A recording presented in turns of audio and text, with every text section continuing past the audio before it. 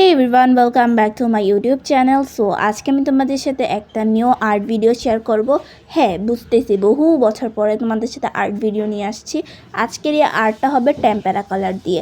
হ্যাঁ, টেম্পেরা কালারটা অনেক কম দামের মধ্যে, মানে দাম যেমন কোয়ালিটিও তেমন। সো এটা শেয়ার করতেছি আজকে তোমাদের সাথে। এখানে আমি প্রথমে লাল কালার দিয়েছি, লাল কালার দেওয়ার পরে আমি কমলা কালার দিতে যে আবারও লাল বানাই ফেলছি, এটা কী জন্য জানি না।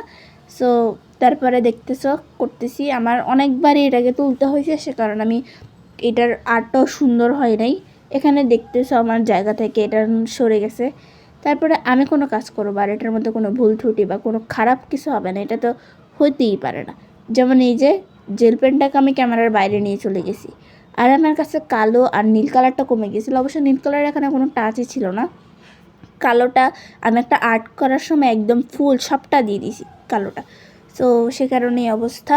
আমি কালোর সাথে আরও অনেকগুলো ডিপ কালার মিক্স করে এটাকে করছি। তারপর এই যে ঘাস আঁকতে নিছি, এখানেও আমার সাথে খারাপ কিছু, এখানে কিন্তু ঘাসটা একদম ঠিক হয়নি। আর আমি স্টেপ তুলতে গেছি, তারপরেও আমার সাথে এই অবস্থা। হায় হায় রে। তারপরে জয়টির যে পেস্টেল রঙটা আছে, এটা দিয়ে আমি আমার যে চাঁদটা আছে এটার শেপটা দিয়ে নিছি।